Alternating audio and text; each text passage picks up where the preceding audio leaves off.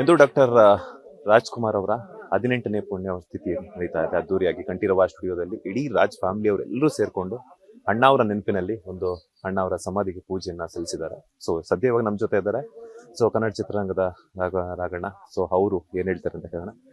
ರಗಣ, ಈಗ ಅಪ್ಪಾಜಿ ಅವರು ಕಳ್ಕೊಂಡು 18 ವರ್ಷಗಳಾಗಿದೆ. ಸೊ ಅವರ ಒಂದು ದೇವಸ್ಥಾನಕ್ಕೆ ಬಂದು ಪೂಜೆ ಮಾಡಿದ್ರ, ಏನ್ ಹೇಳಕ್ ಇಷ್ಟಪಡ್ತಾರೆ? ಅಪ್ಪಾಜಿ, ನಾನು ಆ್ಯಕ್ಚುಲಿ ದಿನಾ ಬರ್ತೀನಿ ಅಪ್ಪಾಜಿ. ನನ್ನ ತಮ್ಮ ಬರ್ತಿದ್ದ, ನನಗೆ ಮಧ್ಯೆ ಹುಷಾರು ತಪ್ಪಿಟ್ಟು ಬರ್ತಾ ಇರಲಿಲ್ಲ. ಅವನು ಹೋದ್ಮೇಲೆ ದಿನಾ ಬರ್ತೀನಿ, ಬಂದು 3 ಜನಕ್ಕೂ ನಮಸ್ಕಾರ ಮಾಡ್ಕೊಂಡು ಹೋಗ್ತೀನಿ. ಅವರು ಕಳ್ಕೊಂಡಂಗೆ ಇರುತ್ತಪ್ಪ. ಏನೋ ಒಂದು ಕೈಯಲ್ಲಿ ಬರ್ಬರದೇ ಇದ್ದಂಗೆ, ಒಂದು ದೇವಸ್ಥಾನದಲ್ಲಿ ಗರ್ಭಗುಡಿ ಇಲ್ಲದೆ ಇರೋಂಗೆ, ರಾಜ್ಯದಲ್ಲಿ ರಾಜ ಇಲ್ಲದೆ ಇರೋಷ್ಟು ನೋವು ಆ ಖಾಲಿನ ಇದ್ದೇ ಇದೆ. ಆದರೂ ಎಲ್ಲೋ ಇದರ ಒಂದು ನಂಬಿಕೆ. ಅವ್ರ ಸಿನಿಮಾಗಳು, ಅವ್ರು ಮಾಡಿದ ಪಾತ್ರಗಳು ನಮ್ಮ ಜೊತೆ ಇನ್ನೂ ಓಡಾಡ್ತಿದೆ, ಬದುಕ್ತಾ ಇದ್ದಾರೆ, ಜೀವಂತವಾಗಿದ್ದಾರೆ, ಎಲ್ರಿಗೂ ಒಳ್ಳೇದು ಮಾಡ್ತಾರೆ ಅಂತ ನನಗೆ ಅನ್ನಿಸ್ತಾ ಇದೆ.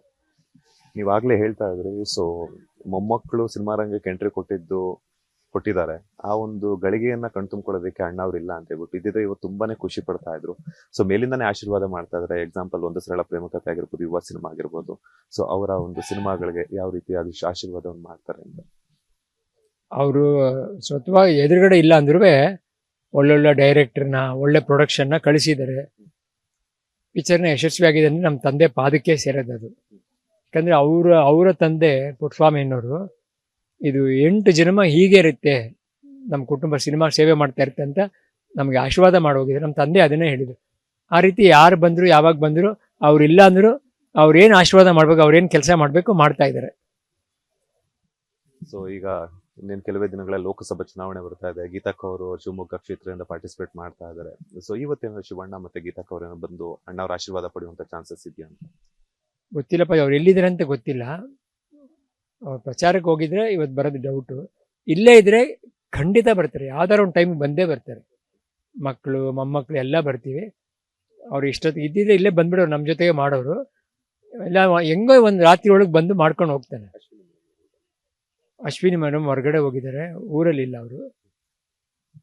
ಅವ್ರಿಗೆ ಪಾಪ ಒಂದೊಂದ್ಸಲ ಈ ಜಾಗಕ್ಕೆ ಬರೋಕ್ಕೆ ನೊಂದ್ಕೋತಾರೆ ಅವರು.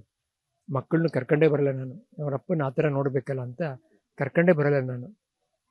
ಎಲ್ಲೋ ಒಂದು ಮನಸ್ಸಲ್ಲಿ ಅವರಪ್ಪ ಇನ್ನೂ ಇದ್ದಾರೆ, ಓಡಾಡ್ತಿದ್ದಾರೆ ಅಂತ ಅನ್ಕೊಂಡಿದ್ದಾರೆ. ಇಲ್ಲಿ ಕರ್ಕೊಂಬಂದು ಅವ್ರು ಇಲ್ಲ ಅನ್ನೋದು ಒಂದು ಭಾವನೆ ಕೊಡೋದು ಬೇಡ ಅಂತ ಕರ್ಕೊಂಬಂದಿಲ್ಲ ನಾವು. ಎಲ್ಲರೂ ಚೆನ್ನಾಗಿದ್ದೀವಿ ಅಪ್ಪಾಜಿ. ಇದೆ ನೋವಿದೆ, ನೋವು ಜೊತೆ ನೋವನ್ನ ಜೀರ್ಣಿಸ್ಕೊಂಡು ಬದುಕ್ತಾ ಇದೀವಿ.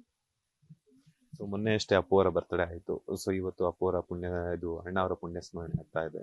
ಸೊ ಎಷ್ಟು ಜನ ಅಭಿಮಾನಿಗಳು ಎಲ್ಲ ಬರ್ತಾ ಇರ್ತಾರೆ. ಸೊ ಅವ್ರಿಗೇನಾದರೂ ಊಟದ ವ್ಯವಸ್ಥೆ ಏನಾದರೂ ಏರ್ಪಾಡು ಮಾಡಿದ್ದಾರೆ? ಇಲ್ಲಪ್ಪಾಜಿ, ಇಲ್ಲಿ ಇವತ್ತು ಇದು ಸರ್ಕಾರದಿಂದನೇ ಮಾಡ್ತಾ ಇದ್ದಾರೆ. ಯಾಕಂದರೆ ಅಪ್ಪಾಜಿ ಅವ್ರದ್ದು ಮಾಡಬೇಕು ಅಂತ ಅಲ್ಲಾಗಲೇ ಡಿಕ್ಲೇರ್ ಆಗಿದೆ. ಅವರೇ ಈ ಅಲಂಕಾರ ಮಾಡಿಸಿ ಬಂದು ಹೋಗೋರಿಗೆ ಪ್ರಸಾದ ಕೊಡ್ತಾರೆ. ಬಟ್ ಅಪ್ಪು ಬರ್ಡೇಗೆಲ್ಲ ಏನು ಮಾಡ್ತಾರೆ, ಈಗ ಅಭಿಮಾನಿಗಳು ತುಂಬ ಹೆಚ್ಕೊಂಬಿಟ್ಟಿದ್ದಾರೆ. ಅವ್ರುಗಳೇ 3-4 ಕಡೆ ಕೊಡ್ತಾ ಇರ್ತಾರೆ. ಇದಕ್ಕೆ ಗೌರ್ಮೆಂಟಿಂದ ಮಾಡಿಸ್ತಾ ಇದ್ದಾರೆ. ನಮಸ್ತೆ ಸರ್. ಇದಿಷ್ಟು ವರನಟ ಡಾಕ್ಟರ್ ರಾಜ್ಕುಮಾರ್ ಅವರ 18ನೇ ಪುಣ್ಯ ಸ್ಮರಣೆಯ ಬಗ್ಗೆ ರಾಘಣ್ಣ ಅವರ ಮಾತು. ಕ್ಯಾಮರಾ ಪರ್ಸನ್ ಪ್ರಶಾಂತ್ ಜೊತೆ ಮಂಜುನಾಥ್ ಶ್ರೀನಿವಾಸ್, ವಿಸ್ತಾರ ನ್ಯೂಸ್, ಬೆಂಗಳೂರು.